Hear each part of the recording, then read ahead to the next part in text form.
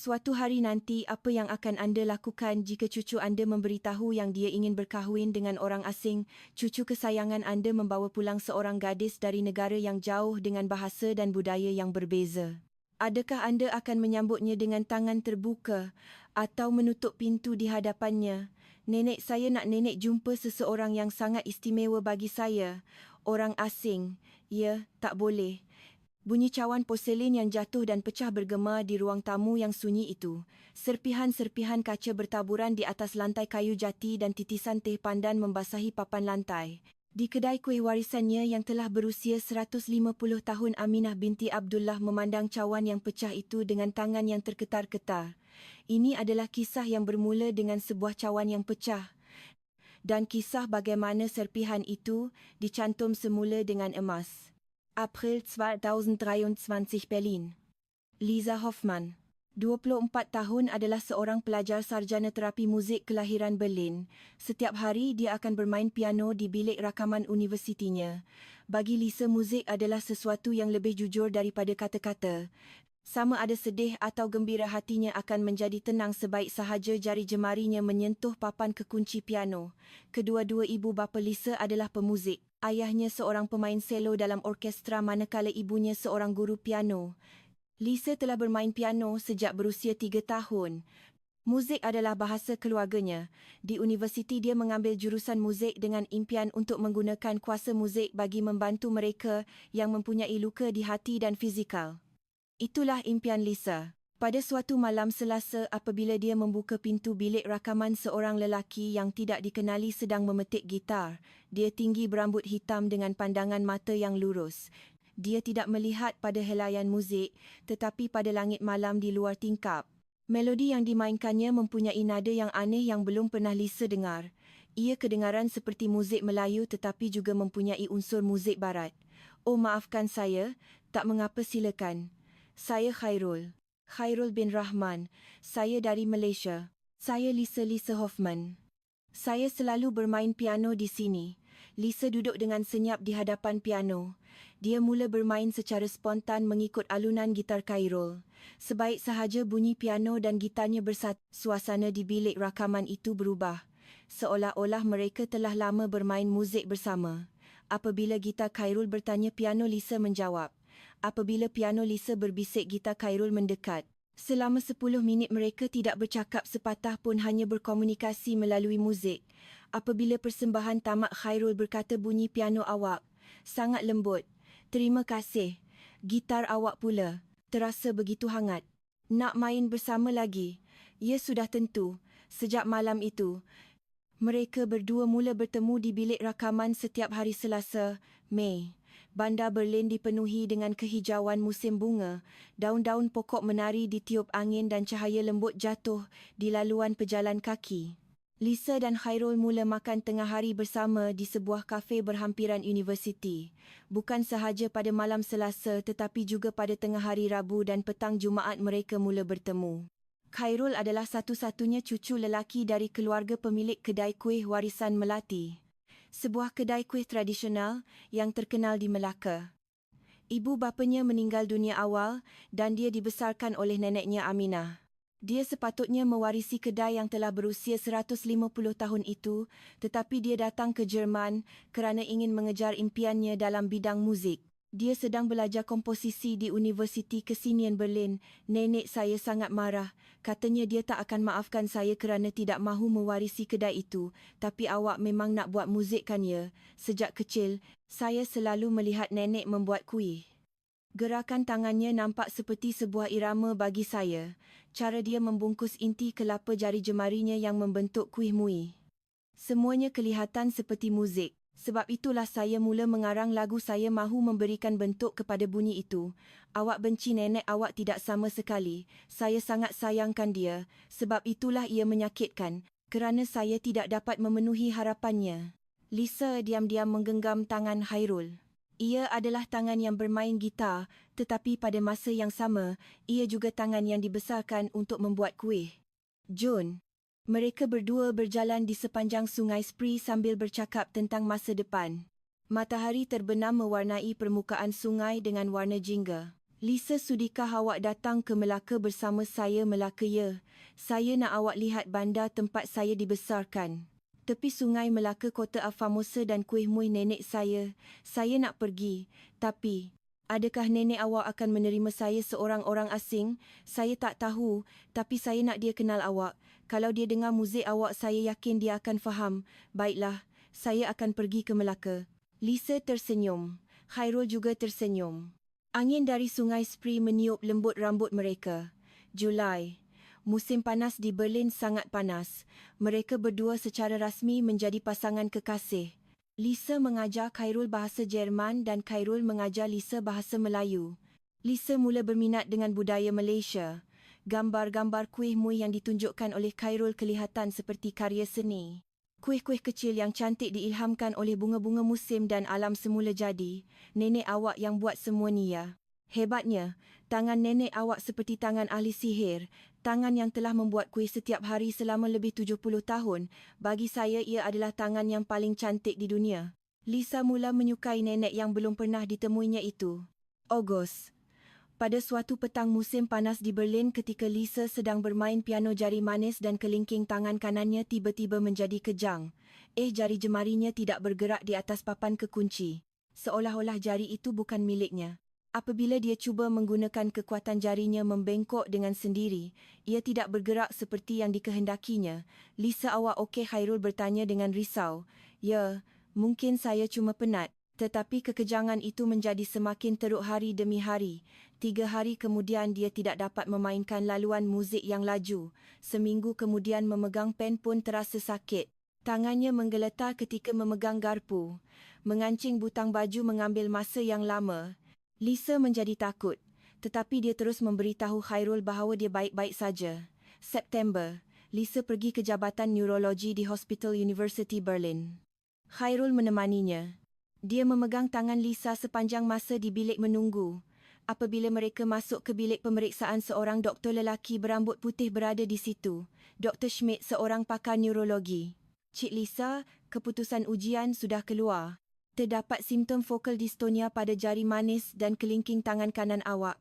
Focal dystonia ia adalah penyakit saraf di mana otot-otot tangan mengecut tanpa disengajakan. Isyarat dari otak tidak dihantar dengan betul ke tangan. Ia sering berlaku pada pemuzik dan dianggap berpunca daripada beban berlebihan pada saraf akibat latihan berulang.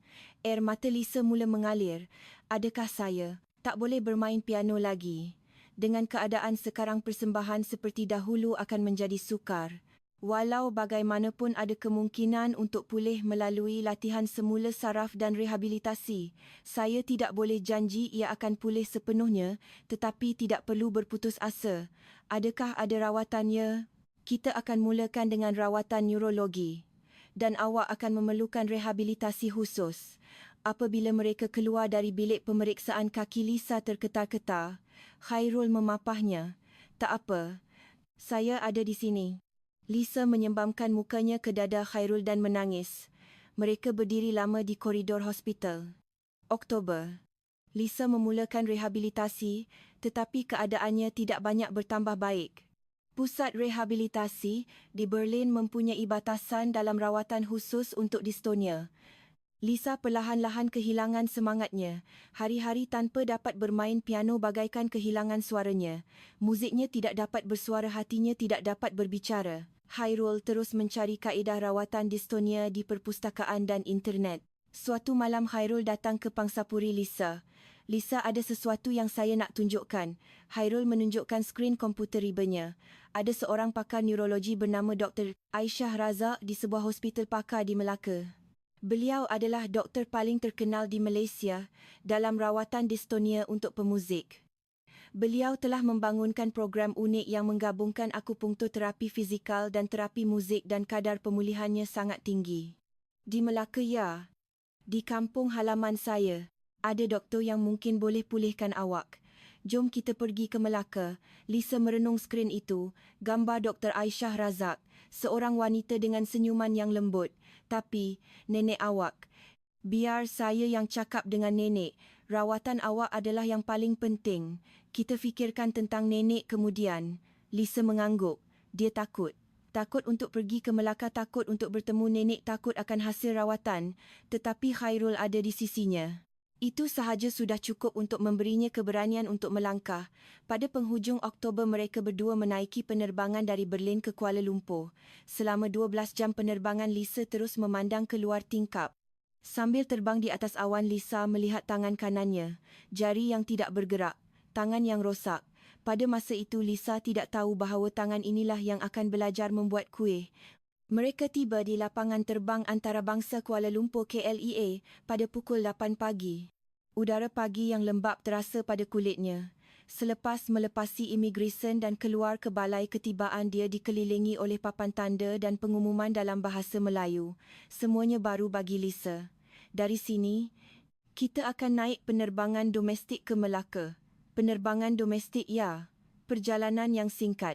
Dari tingkap pesawat kecil itu, pemandangan Malaysia terbentang di bawah. Ladang kelapa sawit yang luas, sungai-sungai yang berliku dan pekan-pekan kecil. Lisa memandang dengan mata yang besar. Apabila pesawat mula mendarat, Lisa dapat melihat Selat Melaka yang berkilauan. Cantiknya. Itulah Selat Melaka, simbol negara kami, tapi Melaka lagi cantik. Setibanya di Melaka, mereka menaiki teksi. Pemandangan bandar berubah. Dari bangunan moden kepada rumah-rumah kedai lama yang diperbuat daripada kayu, jalan-jalan kecil berbatu buntar dan bumbung genting. Orang ramai berjalan di jalanan, ada yang memakai baju tradisional. Seolah-olah mereka telah kembali ke masa lalu. Kita dah sampai. Inilah kedai kuih warisan Melati. Papan tanda kayu itu terukir dengan nama kedai. Sebuah bangunan kayu yang berusia lebih 100 tahun. Di hadapan pintu gelangsar, kuih-muih musim luruh dipamerkan dengan cantik di dalam bekas kaca. Kuih angku berbentuk kura-kura, onde-onde yang disalut kelapa dan kuih lapis berwarna-warni. Lisa melihat kuih yang ditunjukkan Khairul dalam gambar buat pertama kalinya. Ia jauh lebih cantik daripada dalam gambar. Khairul membuka pintu. Bau manis gula Melaka memenuhi udara. Bau kayu pandan dan teh herba yang samar-samar. Bau yang telah meresap selama 150 tahun. Seorang wanita kecil keluar dari dalam. Rambut putihnya disanggul kemas dan dia memakai baju kebaya nyonya berwarna biru gelap. Belakangnya lurus dan matanya tajam. Aminah, nenek Khairul, 82 tahun. Nenek Khairul dah balik. Aminah memandang wajah Khairul. Kemudian dia memandang Lisa yang berdiri di belakang Khairul. Ini siapa ini Lisa? Dia datang dari Jerman. Lisa melangkah ke hadapan. Jantungnya berdegup kencang. Dia mengucapkan ayat yang telah dilatihnya berulang kali dalam bahasa Melayu. Saya Lisa Hoffman. Selamat berkenalan. Terima kasih kerana Khairul sentiasa menjaga saya. Lisa menundukkan kepalanya sedikit seperti yang diajar Khairul. Aminah merenung Lisa. 3 saat yang terasa begitu lama. Kemudian tanpa berkata apa-apa dia berpaling dan masuk semula ke dalam. Bunyi selipannya semakin jauh di sebalik pintu. Khairul meletakkan tangannya di bahu Lisa. Maafkan nenek ya. Tak apa, saya faham. Lisa cuba tersenyum, tetapi bibirnya menggeletar. Waktu makan malam. Aminah menghidangkan masakan Melayu tradisional. Ikan masak lemak cili api, sambal tumis udang, ulam-ulaman dan nasi yang baru dimasak. Semuanya dimasak dengan teliti dan pinggan mangkuknya juga cantik. Lisa menadah tangan dan membaca doa makan seperti yang diajar Khairul. Aminah tidak memandang Lisa. Dia hanya bercakap dengan Khairul. Berapa lama kamu nak duduk sini? Lama sikit, Nek. Lisa, ada rawatan di sini. Rawatan Lisa ada penyakit di tangannya. Dia tak boleh main piano lagi. Dia akan jumpa Dr. Aisyah di hospital pakar. Aminah mengerling sekilas ke arah tangan kanan Lisa, tetapi tidak berkata apa-apa. Nenek Lisa belajar terapi muzik. Dia sangat pandai main piano. Oh, dan dia juga berminat dengan budaya Malaysia. Khairul, suara Aminah kedengaran senyap tetapi tegas. Kedai ini sudah bertahan selama 150 tahun. Datuk kamu menjaganya, ayah kamu menjaganya dan nenek yang menjaganya. Nenek tak rasa orang asing boleh faham tentang kedai ini. Nenek itu cukup. Nenek dah habis cakap. Aminah mengambil cawannya dan masuk ke bilik belakang. Lisa meletakkan sudunya. Dia menahan air mata dan berkata perlahan, "Terima kasih untuk makanannya." Malam itu Lisa dan Khairul berjalan di sepanjang Sungai Melaka. Lampu-lampu bandar terpantul di permukaan air. Angin malam terasa sejuk. Mereka duduk di sebuah bangku di tepi sungai. Dari jauh Bukit St. Paul kelihatan gelap. Maafkan nenek ya, dia bukan orang jahat. Cuma, kedai ini adalah segalanya bagi dia. Dia menanggung beban 150 tahun seorang diri. Sejak ibu bapa saya meninggal, dia membesarkan saya sambil menjaga kedai. Bagi nenek, warisan melati ini adalah keluarganya. Saya faham. Saya pun tak tahu apa nak buat kalau muzik tiada dalam hidup saya. Bagi nenek, kuih muih adalah perkara yang sama kan ya? Khairul, saya nak nenek terima saya. Saya tak nak lari. Sebab saya orang yang awak sayang. Saya nak hargai apa yang nenek hargai. Mungkin bukan sekarang tapi suatu hari nanti. Bunyi aliran air sungai mengalir tenang di antara mereka. Dari seberang kedengaran bunyi azan isyak dari masjid. Malam di Melaka mempunyai ketenangan yang berbeza dari malam di Berlin. Keesokan paginya Lisa bangun awal. Dia terjaga ketika hari masih gelap. Khairul masih tidur di bilik sebelah. Lisa bangun dengan senyap dan berjalan di koridor. Terdengar bunyi sayup-sayup dari dapur warisan melati. Dia mengintai dan melihat Aminah sedang membuat kuih seorang diri. Pukul 4 pagi. Di luar masih gelap. Tetapi Aminah sudah memakai apron dan berdiri di hadapan meja kerjanya. Dengan tangan kecilnya dia membungkus inti kelapa dan membentuknya menjadi bunga. Gerakannya lancar dan berirama seperti muzik. Seperti yang dikatakan Khairul. Lisa terpaku melihat tangan Aminah. Tangan seorang wanita berusia 82 tahun, berkedut dan uratnya timbul. Tetapi apabila menyentuh kuih, tangan itu menjadi muda, lembut dan tepat. Tidak sampai 30 saat untuk membuat sebiji kuih. Tetapi dalam 30 saat itu terkandung lebih 70 tahun kemahiran dan kasih sayang. Nenek, boleh saya tengok? Aminah tidak menjawab. Dia tidak menoleh. Tetapi dia juga tidak menghalaunya. Lisa duduk dengan senyap di pintu masuk dan memerhatikan tangan Aminah. 15 minit berlalu. 30 minit berlalu. Aminah terus membuat kuih dalam diam. Kuih lapis onda-onda kuih talam. Pemandangan pagi lahir dari tangan Aminah. Hulurkan tangan kamu. Aminah tiba-tiba berkata, cuba bungkus inti ni. Buat lagi cepat faham daripada bercakap. Lisa terkejut. Tetapi dia segera bangun dan pergi ke meja kerja. Aminah memberikan segumpal inti kelapa dan doh luar. Lisa menerima inti itu dengan tangan kanannya yang terketar-ketar. Dia cuba melebarkan doh dengan tangan kiri dan membungkus inti dengan tangan kanan. Tetapi disebabkan distonia jari manis dan kelingkingnya menjadi kejang dan tidak bergerak dengan baik. Apabila dia cuba menggunakan kekuatan, jarinya membengkok dengan sendiri. Inti itu penyek dan terkeluar dari doh. Ia tidak menjadi bentuk. Maafkan saya. Air mata Lisa mula mengalir. Kekecewaan kerana tangannya tidak bergerak. Malu kerana gagal di hadapan nenek. Dia kasihan pada tangannya yang rosak. Jangan menangis, suara Aminah tegas tetapi tidak dingin. Cuba lagi. Aminah meletakkan inti dan doh baru di tangan Lisa. Gunakan tangan kiri lebih banyak.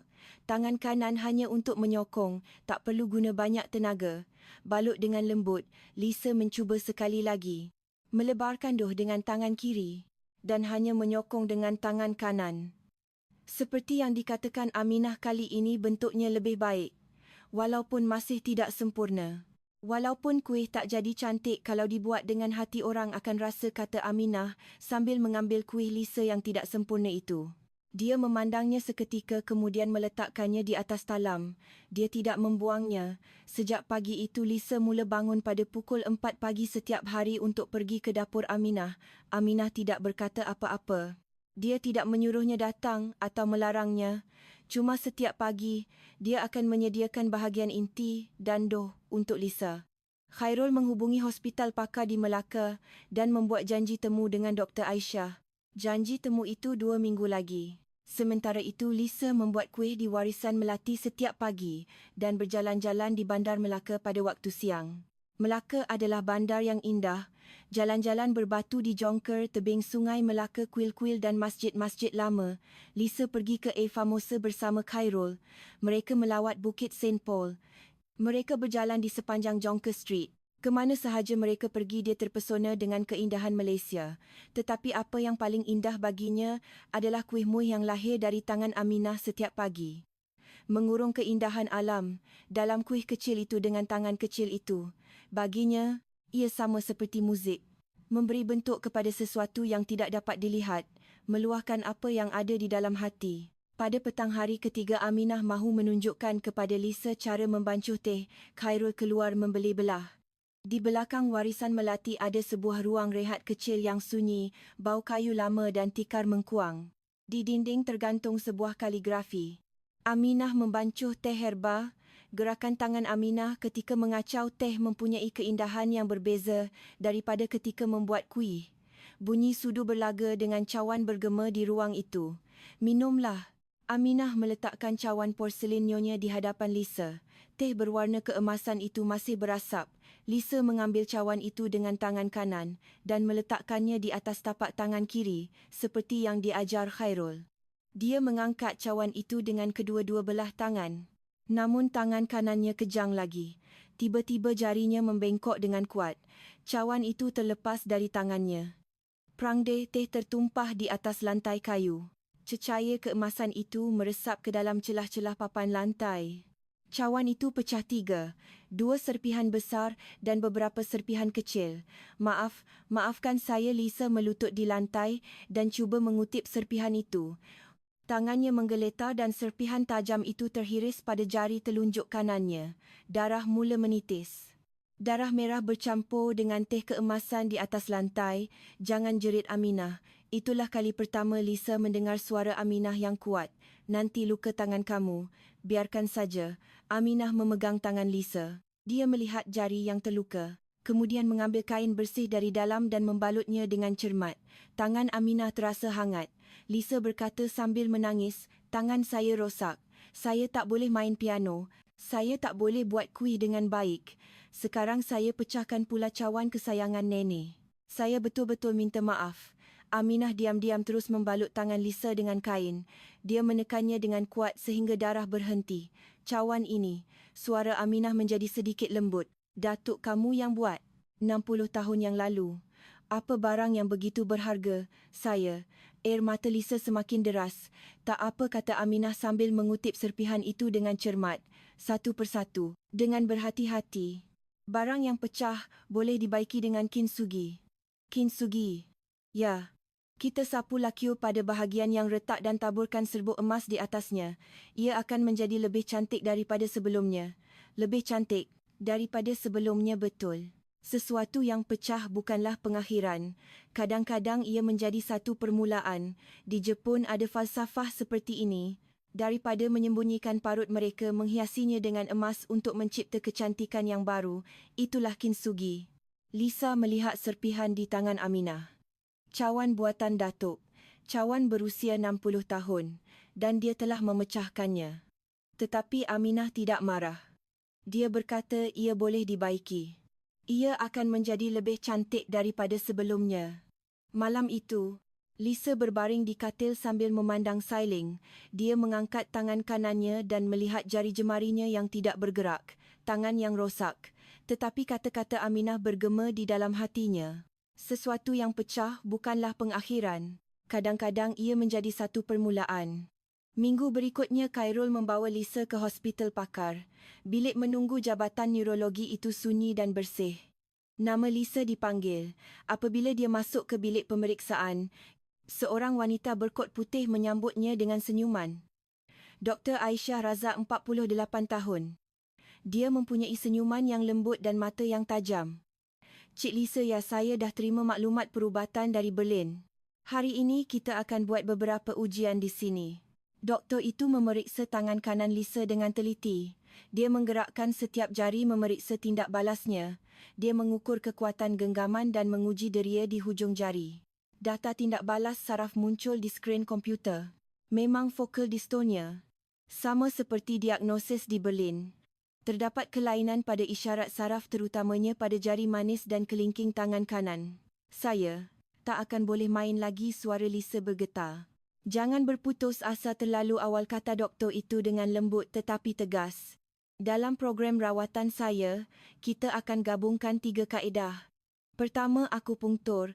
Di Melaka kita ada teknik akupunktur tradisional yang diwarisi turun-temurun. Ia akan melegakan ketegangan saraf dan mengurangkan kekejangan otot. Kedua, terapi fizikal. Kita akan melatih semula setiap jari untuk membina semula hubungan antara otak dan tangan. Ketiga, terapi menggunakan muzik. Kita tidak akan terus ke piano. Kita akan mulakan dengan kompang atau gendang. Kita akan gunakan pergerakan besar untuk memulihkan deria tangan. Selepas itu kita akan beralih kepada pergerakan yang lebih halus secara beransur-ansur. Ia akan mengambil masa 3 hingga 6 bulan mungkin lebih. Tetapi peluang untuk pulih sangat tinggi. Secercah cahaya muncul di mata Lisa. Di Berlin dia diberitahu ia suka, tetapi Dr. Aisyah berkata ada kemungkinan. Doktor, tolonglah saya nak main piano, saya nak main sekali lagi. Cik Lisa, kita bukan sahaja akan pulihkan kebolehan awak bermain piano tetapi kita akan pulihkan tangan awak. Bermain piano, membuat kuih, memegang tangan orang tersayang. Semuanya dilakukan oleh tangan yang sama. November. Rehabilitasi Lisa bermula dengan bersungguh-sungguh. 3 kali seminggu dia ke hospital. Pada hari akupunktur, seorang ahli terapi wanita Cina Malaysia bernama Puan Chan yang mengendalikannya. Seorang wanita muda berusia 29 tahun, pendiam tetapi tangannya sangat hangat. Cik Lisa, sakit sikit ya. Jarum memasuki titik akupunktur di tangan kanannya. Pada mulanya dia takut, tetapi tangan Puan Chan yang lembut membuatnya berasa tenang. Selepas akupunktur, tangannya terasa sedikit hangat dan jarinya terasa lebih lembut. Pada hari terapi fizikal, di bawah bimbingan Dr. Aisyah, dia melakukan latihan untuk menggerakkan setiap jarinya. Menggenggam bola getah, memungut manik-manik kecil, melukis garisan di atas pasir dengan jarinya. Latihan yang membosankan tetapi setiap kali ada sedikit perubahan. Dan pembuatan kuih setiap pagi di warisan melati. Ini menjadi rehabilitasi terbaik bagi Lisa. Tanpa berkata apa-apa, Aminah akan memberikan inti dan duh kepada Lisa setiap pagi. Hari ini kita buat bentuk bunga raya. Jangan guna banyak tenaga di hujung jari, lebih lembut. Tangan kiri menyokong, tangan kanan hanya meneman. Ingat, kuih bukan dibuat dengan tenaga, ia dibuat dengan hati. Arahan Aminah sangat tegas. Tetapi dengan latihan setiap hari, jari jemari Lisa mula bergerak sedikit demi sedikit. Gerakan membuat kuih adalah prinsip yang sama dengan rehabilitasi Dr. Aisyah. Kerja hujung jari yang halus, kawalan tenaga, tumpuan pengulangan. Pada penghujung November, Lisa berjaya membuat kuih berbentuk bunga raya yang cantik buat pertama kalinya. 5 kelopak duh berwarna merah. Sedikit tidak sempurna tetapi bentuknya jelas seperti bunga raya. Nenek tengok Aminah mengambil kuih itu dan memerhatikannya. Dia melihatnya di bawah cahaya, memeriksa bentuknya dan menyentuhnya dengan jari untuk merasakan kelembutannya. Boleh tahan, katanya. Tetapi Lisa tidak terlepas pandang mata Aminah yang sedikit tersenyum. Itulah senyuman kecil pertama yang ditunjukkan Aminah sejak Lisa datang ke Melaka. Disember. Musim sejuk di Melaka, tidak sesejuk di Berlin tetapi udaranya lembap dan sejuk. Dapur warisan melati adalah sebuah bangunan lama dengan angin yang masuk melalui celah-celah. Setiap pagi Aminah akan memasang pemanas di dapur untuk memanaskannya sebelum Lisa datang. Dia tidak pernah menyebutnya tetapi Lisa perasan. Suatu pagi Aminah membawa cawan yang pecah itu. Cawan datuk yang dipecahkan Lisa. 3 serpihan besar dan beberapa serpihan kecil. Jom kita buat. Buat apa, Kinsugi? Kamu pun kena buat. Lisa dan Aminah duduk bersebelahan di meja kerja. Aminah mengajar langkah-langkahnya. Mula-mula sapukan lakuer pada permukaan serpihan yang pecah. Ini lakuer semula jadi. Pakai sarung tangan nanti gatal, kata Aminah. Tetapi Aminah sendiri tidak memakainya. Nenek dah sentuh lakuer ni 70 tahun. Dah tak gatal lagi. Serpihan yang telah disapu lakuer dicantumkan dan diikat. Kemudian dikeringkan. Lakuer mengeras dengan kelembapan. Kelembapan musim tengkujuh di Melaka ni elok sangat, kata Aminah. Setelah kering, sapukan lakuer sekali lagi dan akhirnya taburkan serbuk emas. Buat perlahan-lahan. Tak perlu tergesa-gesa.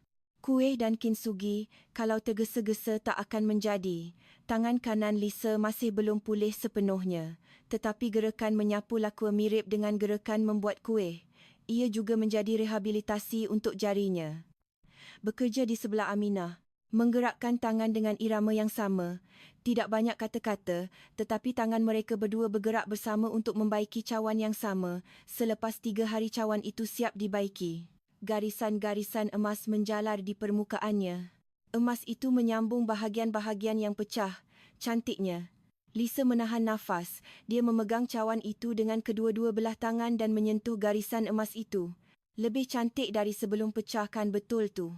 Aminah mengambil cawan itu dan melihatnya di bawah cahaya. Cahaya pagi musim sejuk memancar pada garisan emas itu membuatnya berkilauan. Bahagian yang pecah menjadi yang paling kuat, kata Aminah. Bahagian yang dicantum dengan emas lebih kuat daripada seramik asal. Bahagian yang pecah menjadi yang paling cantik. Kita tak sembunyikan parutnya, kita hias dengan emas. Itulah cara orang Jepun. Nenek, apa tangan saya? Boleh dikinsugi juga. Aminah tersenyum sedikit. Senyuman pertama yang dilihat Lisa. Wajahnya yang tegas menjadi lembut, kedutan muncul di sudut matanya dan wajahnya menjadi ramah. Kan kamu dah buat? Setiap hari buat kuih gerakkan tangan. Tangan kamu tu sedang dalam proses kinsugi. Lisa menangis. Menangis kerana gembira. Dia merasakan buat pertama kalinya Aminah mengakui tangannya. Penghujung Disember, Lisa dan Khairul berjalan lagi di sepanjang Sungai Melaka. Bintang-bintang musim sejuk terpantul di permukaan air. Udara sejuk, tetapi hati Lisa hangat. Nenek dah makin baik sekarang kan ya? Mungkin dia dah mula terima Lisa sikit. Dia nampak tangan Lisa masa buat kuih, mungkin dia rasa sesuatu. Gembiranya. Lisa, saya dah buat keputusan. Apa dia? Saya akan warisi warisan Melati. Saya akan jaga kuih nenek dan saya nak mulakan sesuatu yang baru, gabungan terapi muzik Lisa dan kuih muih. Khairul, tradisi nenek, muzik Lisa dan muzik saya. Kalau kita gabungkan ketiga-tiganya, saya rasa kita boleh cipta sesuatu yang hebat. Dengar muzik sambil buat kuih. Gerakkan tangan sambil dengar muzik. Ia boleh jadi terapi untuk minda dan badan. Saya nak warisi kemahiran yang nenek asah selama 70 tahun dalam bentuk yang baru. Lisa menggenggam tangan Khairul. Dengan tangan kanannya, genggamannya sedikit lebih kuat dari sebelumnya.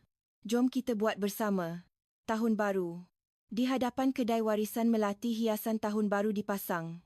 Kuih muih khas tahun baru dipamerkan di dalam bekas kaca. Kuih bakul dan kuih kapit yang cantik.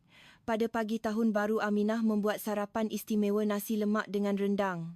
Rasa tahun baru di Melaka, kata Khairul. Sedapnya nasi lemak nenek memang nombor satu di Malaysia. Aminah hanya berkata, tetapi wajahnya kelihatan gembira. Selepas makan, Aminah berkata, kamu berdua ikut nenek sekejap. Dia membawa mereka ke bilik belakang. Bilik yang biasanya tidak boleh dimasuki. Bilik sembahyang Datuk. Terdapat sebuah almari lama, sebuah tempat sembahyang dan banyak gambar yang dipamerkan. Aminah mengeluarkan sebuah gambar lama. Gambar hitam putih. Seorang lelaki muda dan seorang wanita muda berdiri bersebelahan. Lelaki itu mempunyai pandangan yang lurus dan wanita itu tersenyum malu. Ini, Datuk kamu dengan nenek. Wah, nenek cantiklah, bisinglah kamu ni, kata Aminah dengan malu tetapi kelihatan sedikit gembira. Datuk kamu seorang pembuat kuih. Generasi ketiga warisan Melati, tapi masa muda dia nak jadi pelukis. Pelukis ya, dia pandai melukis, tapi keluarganya tentang suruh warisi kedai, jadi pembuat kuih. Katanya melukis tak boleh cari makan, sebab itulah dia buat cawan tu sendiri. Oh, jadi dia buat kuih sambil malam-malam buat tembikar.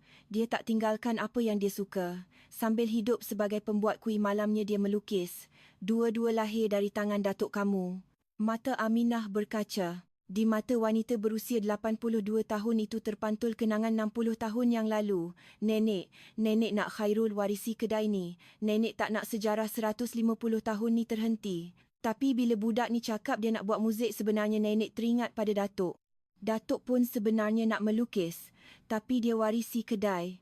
Nenek rasa dia bahagia, tapi di satu sudut ada sesuatu yang dia lepaskan. Nenek tak nak Khairul lepaskan impiannya. Tapi nenek takut apa akan jadi pada kedai ni. Sebab tu nenek marah. Sebenarnya nenek cuma takut, tapi nenek marah. Nenek, Lisa mengambil tangan Aminah, tangan kanannya, tangan yang rosak, tangan yang sedang dalam rehabilitasi. Tangan kamu ni dah banyak boleh gerak ya? Terima kasih nenek. Kuihmu yang pulihkan tangan saya. Bukan nenek, kamu yang berusaha setiap hari. Bangun pukul 4 pagi, datang ke dapur bungkus inti dengan tangan yang terketar-ketar. Berapa kali gagal pun tak putus asa. Semangat kamu tu, nenek puji. Aminah menggenggam tangan Lisa dengan kuat. Tangannya kecil tetapi tangan yang telah membuat kuih selama 70 tahun itu kuat dan teguh. Tolong jaga Khairul ya.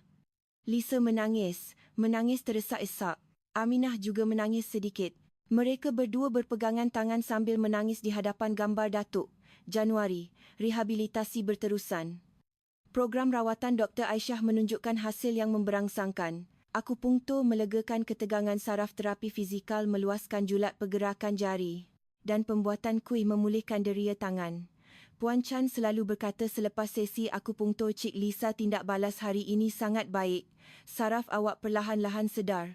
Februari. Lisa memulakan latihan memukul kompang, sebahagian daripada program terapi muzik Dr. Aisyah. Berdiri di hadapan kompang besar, memegang pemukul dengan kedua-dua belah tangan dan memukul dengan sekuat tenaga dari perut. Dung dung dung. Getaran pemukul terasa di tangan kanannya. Jari tapak tangan lengan seluruh badan bergetar bersama bunyi. Perasaan yang berbeza daripada piano. Piano adalah pergerakan halus hujung jari. Kompang adalah pergerakan besar seluruh badan. Bermula dengan pergerakan besar dan perlahan-lahan kembali kepada pergerakan halus. Itulah kaedah Dr. Aisyah. Match. Musim bunga tiba di Melaka. Bunga-bunga raya mula mekar. Di bekas pameran warisan Melati, kuih muih berbentuk bunga raya dipamerkan. Kuih buatan Aminah dan kuih buatan Lisa dipamerkan bersebelahan. Nenek kuih saya pun nenek pamerkan, bukan untuk dijual.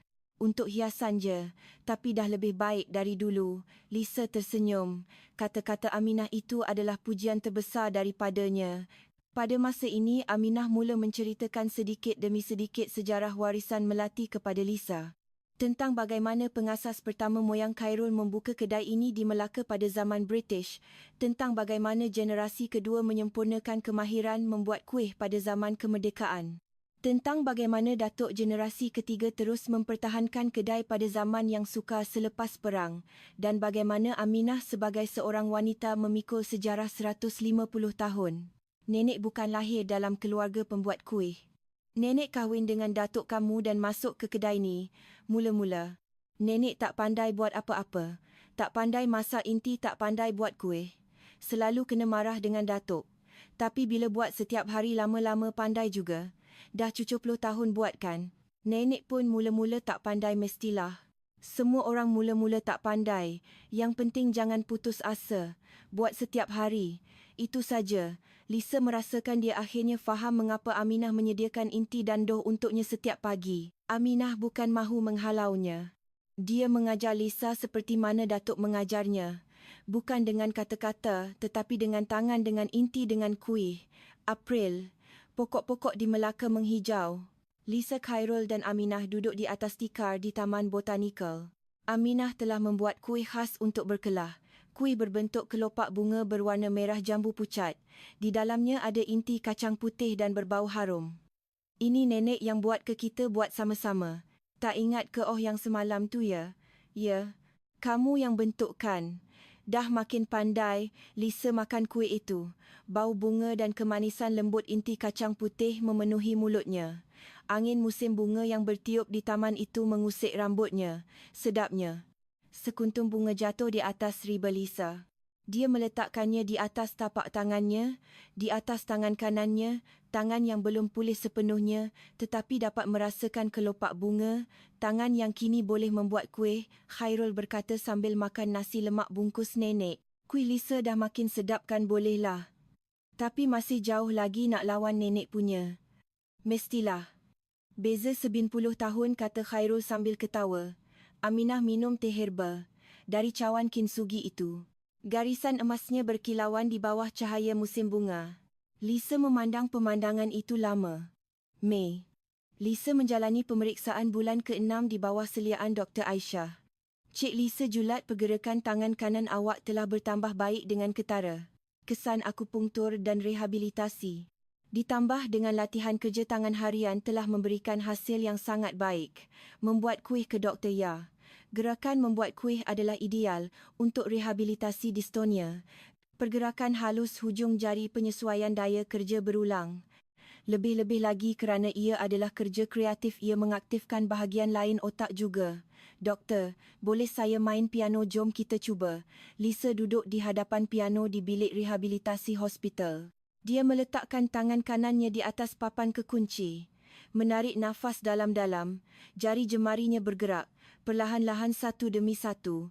Do, re, mi, fa, sol. Kelima-lima jari tangan kanannya berjalan di atas papan kekunci. Tidak sempurna. Tidak seperti dahulu. Jari manis dan kelingkingnya masih sedikit lambat. Laluan muzik yang laju masih tidak boleh dimainkan, tetapi ia mengeluarkan bunyi. Bunyi lahir dari jari jemarinya. Lisa bermain piano sambil menangis, perlahan-lahan satu demi satu, dengan penuh perasaan. Dia memainkan Nocturne Chopin, lagu yang dimainkannya pada malam pertama dia bertemu Khairul. Khairul membawa gitarnya. Lisa tidak tahu dari mana dia membawanya, tetapi Khairul duduk di sebelahnya dan mula memetik gitar.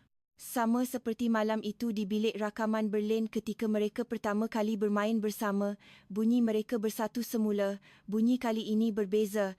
Piano Lisa lebih perlahan, lebih tidak sempurna, tetapi bunyinya lebih lembut, lebih mendalam.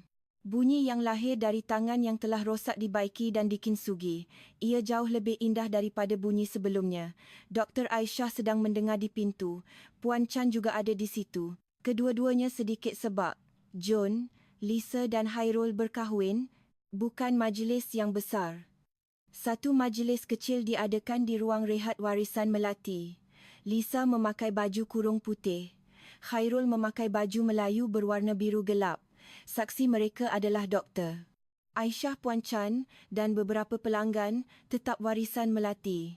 Aminah membancuh teh di dalam cawan kintsugi, cawan datuk, cawan yang dipecahkan Lisa dan dibaiki bersama. Garisan emasnya diterangi oleh cahaya yang masuk melalui tingkap bersinar dengan hangat. Lisa dan Khairul minum teh dari cawan itu, berkongsi satu cawan. Cawan ini, kata Aminah, suaranya sedikit bergetar. Datuk yang buat Lisa yang pecahkan dan Lisa dengan nenek yang baiki dengan kintsugi. Ikatan 3 generasi ada dalam satu cawan ni. Tangan datuk, tangan nenek dan tangan Lisa. 3 tangan yang telah mencipta cawan ini. Lisa menyentuh garisan emas cawan itu dengan jarinya. Setiap garisan adalah sebuah cerita. Air mata pada hari ia pecah kehangatan. Pada hari ia dibaiki kehangatan tangan Aminah, kenangan datuk. Semuanya ada di dalam garisan emas ini. Nenek saya nak buka kelas terapi muzik di bandar ni. Program terapi baru yang menggabungkan pembuatan kuih dan muzik. Saya nak ajar kanak-kanak yang tangannya atau badannya tidak dapat bergerak dengan baik tentang kegembiraan bunyi dan sentuhan. Macam mana tangan saya yang rosak dipulihkan oleh kuih, mungkin tangan dan hati orang lain juga boleh dipulihkan. Aminah mengangguk. Bagus juga tu. Guna saja bengkel di warisan Melati. Tingkat atas tu kosong, buatlah apa kamu suka. Terima kasih nenek. Bisinglah. Daripada berterima kasih, baik pergi masak inti. Esok pagi pukul 4. Baik, next September. Di tingkat atas kedai kuih warisan Melati Melaka, bengkel terapi muzik Melati dibuka. Lisa menulis papan tanda dengan tulisan tangannya. Khairul menggantungnya di dinding. Kanak-kanak mula berkumpul. Kanak-kanak kurang upaya tangan, kanak-kanak kurang pendengaran, kanak-kanak yang mempunyai luka di hati, kanak-kanak yang tidak boleh ke sekolah. Melalui Badan Kebajikan di Melaka, pelajar perlahan-lahan bertambah. Lisa bermain piano. Persembahan yang tidak sempurna. Tiada lagi teknik yang memukau seperti dahulu, tetapi bunyinya lembut. Bunyi hangat yang lahir dari tangan yang telah rosak dan dibaiki. Khairul mengiringi dengan gitar. Kanak-kanak mendengar muzik sambil membuat kuih. Tangan yang membungkus inti bergerak mengikut irama. Tak mengapa jika tidak menjadi. Tak mengapa jika bentuknya tidak sempurna.